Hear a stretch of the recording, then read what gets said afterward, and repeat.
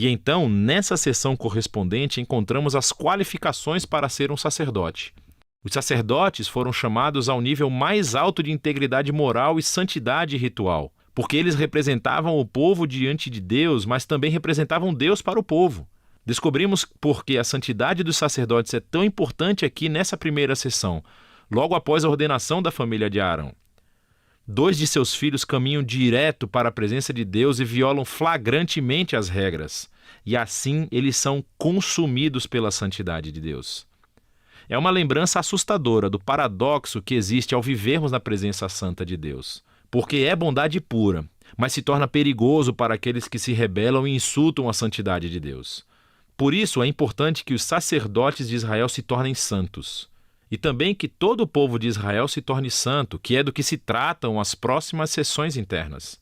Os capítulos 11 a 15 são sobre a pureza ritual exigida de todos os israelitas. E os capítulos de 18 a 20 são sobre a pureza moral do povo. E aqui está o que significa essa linguagem de pureza e impureza. Como Deus é santo, os israelitas precisam estar em um estado de santidade quando entrarem na sua presença. Isso era chamado de estar limpo ou puro.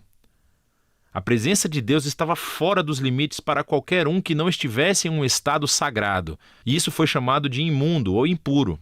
Um israelita poderia se tornar impuro de poucas maneiras, entrando em contato com fluidos corporais reprodutivos, caso tivesse uma doença de pele, se tocasse em mofo ou fungo, ou se tocasse num corpo morto. Agora, para os israelitas, todos esses exemplos estavam associados à mortalidade, como a perda da vida, o que nos leva ao símbolo central de todas essas ideias. Você se torna impuro quando se contamina ao tocar a morte, por assim dizer.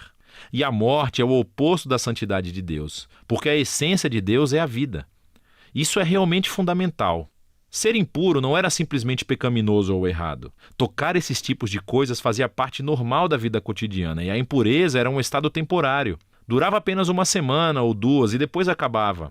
O que estava errado ou era pecaminoso era entrar na presença de Deus carregando esses símbolos de morte e impureza no meu corpo. Não faça isso. Agora, o último modo de se tornar impuro era comendo certos animais. E as leis alimentares kosher são encontradas aqui nessa seção. Agora, tem havido muitas teorias sobre por que certos animais eram considerados impuros e fora dos limites, seja para promover a higiene ou para evitar tabus culturais. O texto não é explícito, mas o ponto básico de todos esses capítulos é muito claro. Ao todo, eles funcionam como um conjunto elaborado de símbolos culturais que lembram a Israel que a santidade de Deus deveria afetar todas as áreas de suas vidas.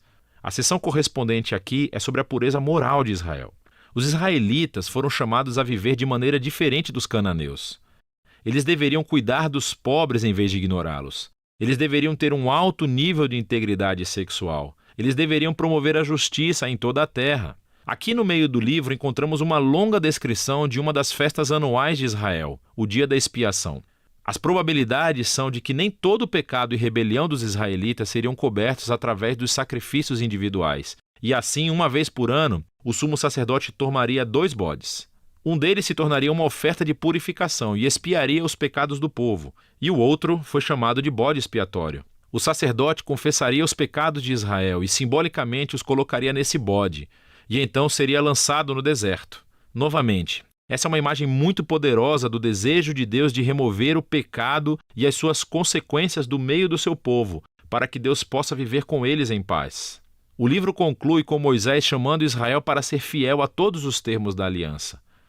E ele descreve as bênçãos de paz e abundância que resultarão se Israel obedecer a todas essas leis. Ele também os adverte que, se forem infiéis e desonrarem a santidade de Deus, isso resultará em desastre e, por fim, o exílio da terra prometida. Agora, se quiser ver como o Levítico se encaixa na grande história, é útil olhar para a primeira frase do próximo livro da Bíblia, Números. Começa com: "O Senhor falou a Moisés na tenda". Assim, podemos ver que Moisés agora é capaz de entrar na presença de Deus em nome de Israel. O livro de Levítico funcionou.